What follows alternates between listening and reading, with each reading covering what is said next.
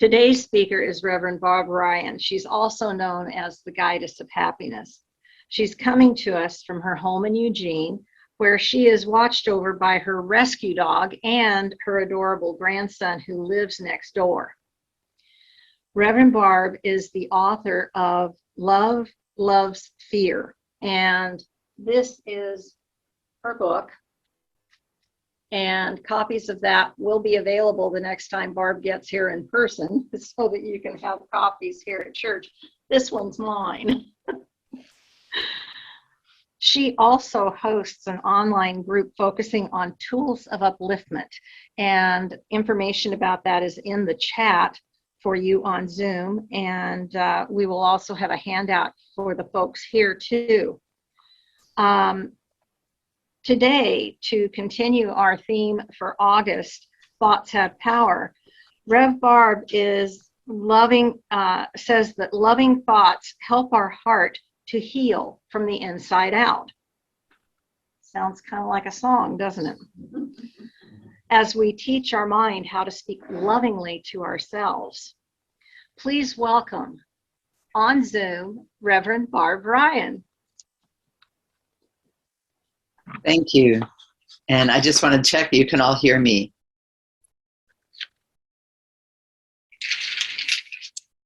Okay. So I, as she said, am Barb Ryan. I'm in Eugene, Oregon, and I like to recognize that it's the unceded land of the Kalapuya tribe.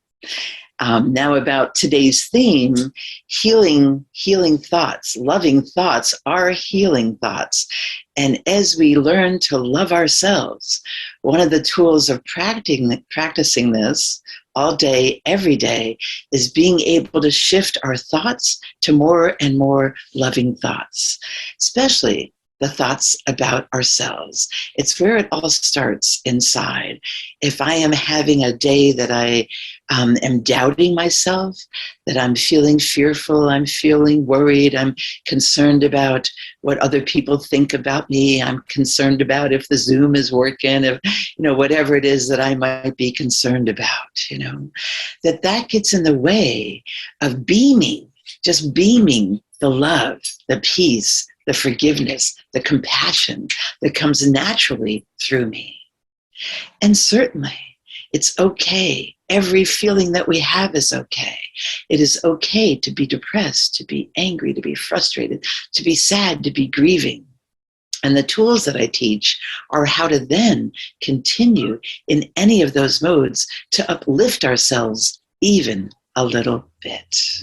And as we lift ourselves up a little bit, we become empowered. And as we're more empowered, we come from that place of love and we spread the love. So today I want to talk about, and there's a handout that will be given to people, and the handout is on the healing thoughts, our loving thoughts. And Anne, thank you, Anne, had made this from something I sent to her and from something that I've been putting out about how to love ourselves on a daily basis. What's an activity in our thoughts? Because it starts in our thoughts. And I talk about how as we move to our grief and our fear, there's a lot happening in the world right now, locally or worldwide, that can certainly spark fear and sadness and grief.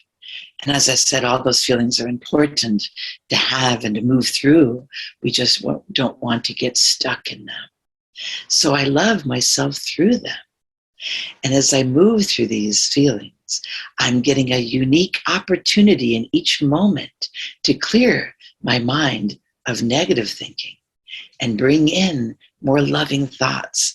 And when you think about that, that's a loving thought. That's exciting. That it's up to me in every moment to say, how could I say that to myself a little kinder? How could I use kind sight instead of critical hindsight, whether it's from a moment ago or whether it's from years ago? How can I put a blanket, a screen of loving kindness on every thought that I have? And when I notice that it's an uncomfortable thought, it comes up to be healed.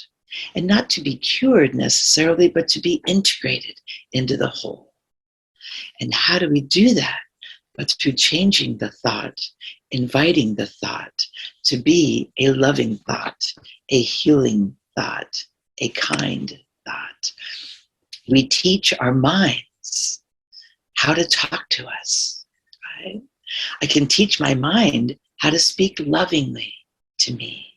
That's up to me. But I know and I feel and I've experienced that every heart, my heart is very, very receptive to loving thoughts. So when I shift my thoughts to a loving thought, my heart expands, my face lights up, my body gets bigger and more receptive to more and more love. My energy gets bigger.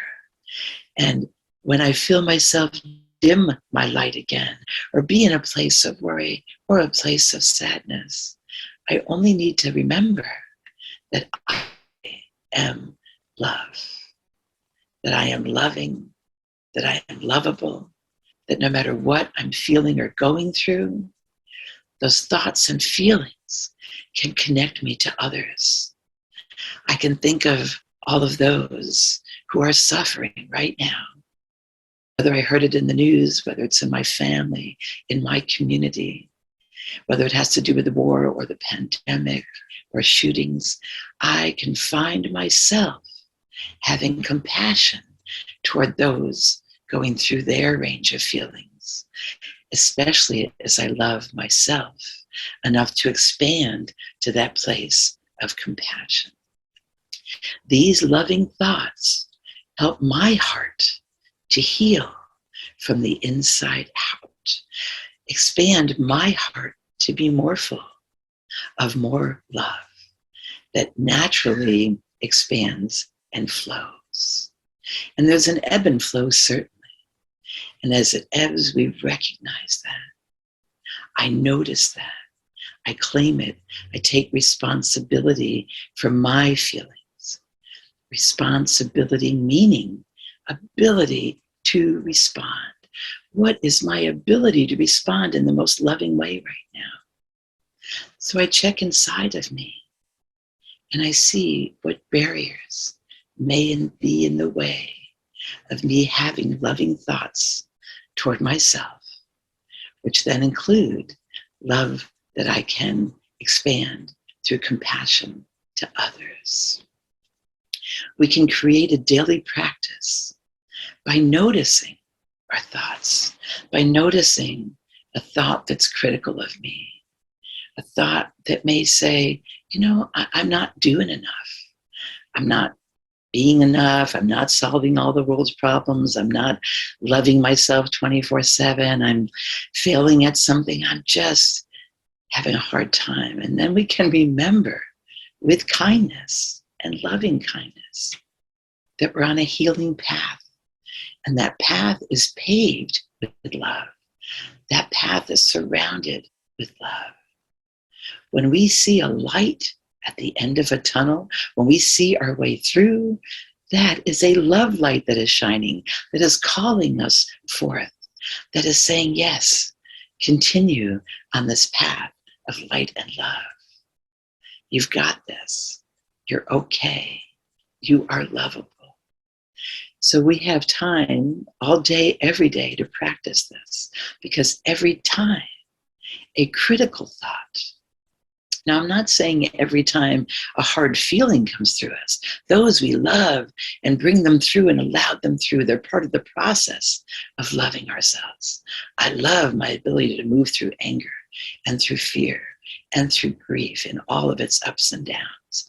But as soon as I start thinking critically of myself that somehow something in that process is not okay, that is my opportunity and each of our opportunity to look at that with love, to shine love on that. So we create a daily practice, but every time we find ourselves being critical of ourselves or even critical of another and notice how it reflects on us, change that thought by saying, how could I be kinder and gentler with myself? How can I be loving of even this critical self. How can I be more open to being love? If something that I am thinking or believing about myself is hurtful, causes hurt or despair, I can ask myself, how could that sound more loving? I may be speaking to myself in a habitual way, some way that I was raised or influenced, but it's not my natural essence. Our essence is of love and forgiveness and compassion. And this is about reaching into that, looking at the barriers that are in the way of that expressing itself through us. Loving the fact that we have those barriers and we're learning how to remove them, how to let go of them. One of them is the negative critical thinking. So we can celebrate, we go, aha, there it is. Here's another gateway that as I move through this, I am more open to loving my humanness, my human self. And it gives us more and more kind, compassionate, and loving thoughts that move through us to others. We tell ourselves, I can do this. I got it. Over time, more and more of my thoughts toward myself will be loving. Even if I start this practice anew every day, or every hour, every moment, it brings me to a place that's more and more loving. From that, I feel lovable, I feel love, I feel loved, I feel capable of opening my heart. And then I can respond. I can respond from that loving place. I often say that in the work that I do as the guidance of happiness, that I'm helping each person to change the world one person at a time, starting with myself. And this is one way, one tool that we can do that.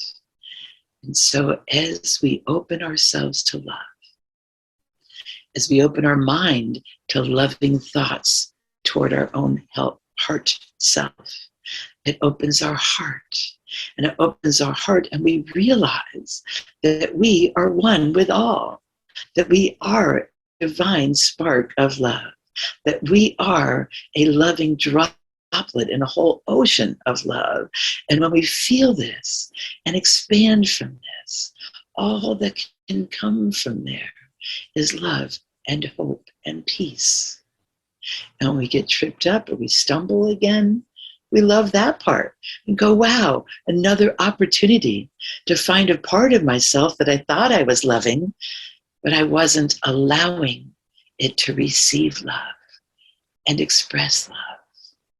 And so as we feel that love, feel ourselves part of the whole, part of the all, and we allow ourselves to share that love, we become L, capital L-O-V-E, love.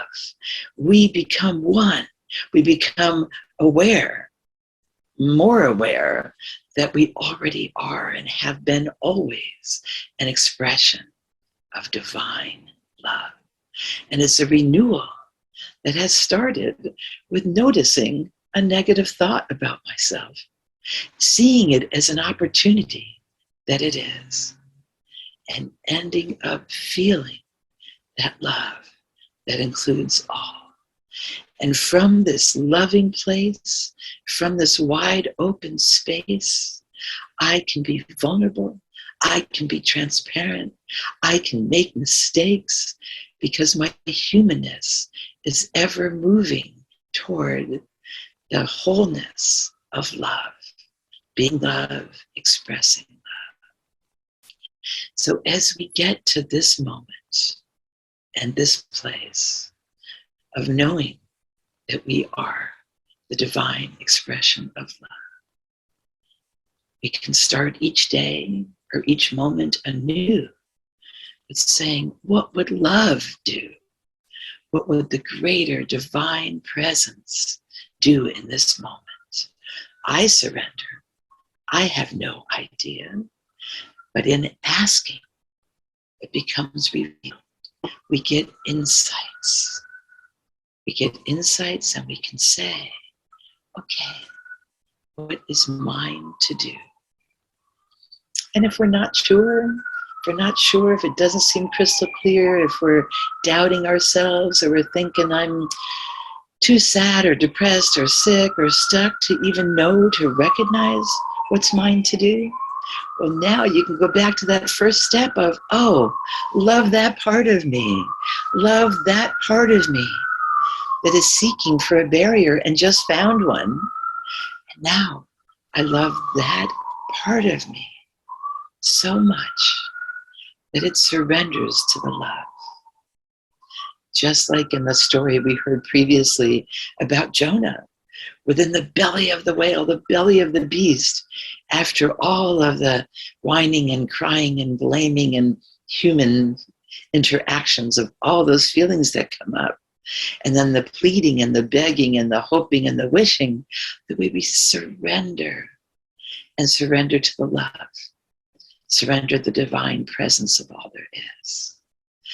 And I love the way that that story was used in our service today as a sense of surrender.